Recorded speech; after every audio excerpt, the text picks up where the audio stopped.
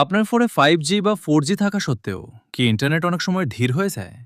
Video load হতে সময় লাগে, অনলাইন গেমে পিং বেড়ে যায়, কিংবা ইউটিউব বারবার বাফারিং করে?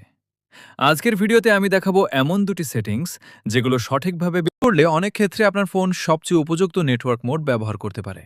তবে শুরুতেই বলে রাখি, সব ফোন ও সব এলাকায় একই ফল নাও পাওয়া যেতে পারে। তাই ভিডিওটি শেষ পর্যন্ত দেখুন।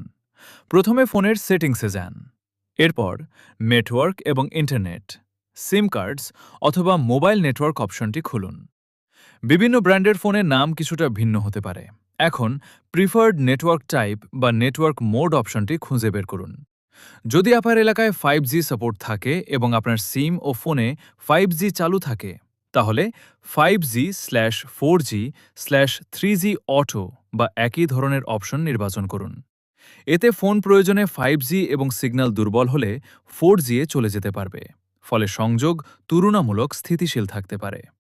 আর যদি আপনার এলাকায় 5G না থাকে, তাহলে 4G বা LTE মোড ব্যবহার করাই ভালো হতে পারে। এবার আসি দ্বিতীয় সেটিংসে। কিছু অ্যান্ড্রয়েড ফোনে অতিরিক্ত নেটওয়ার্ক কনফিগারেশন অপশন থাকে। সেখানে এনআর অনলি, এনআর/LTE অথবা অনুরূপ অপশন দেখা যেতে পারে।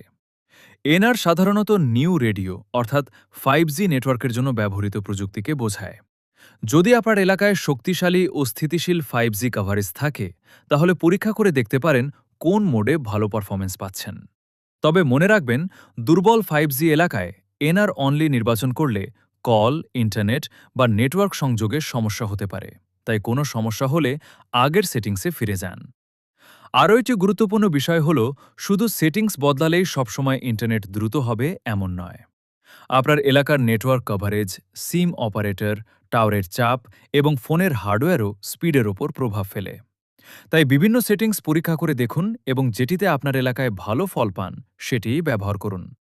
ভিডিওটি যদি আপনার কাজে লাগে তাহলে একটি লাইক দিন, চ্যানেলটি সাবস্ক্রাইব করুন এবং কমেন্টে জানান আপনি কোন সিম ব্যবহার করছেন এবং আপনার এলাকায় 4G নাকি 5G ভালো চলছে।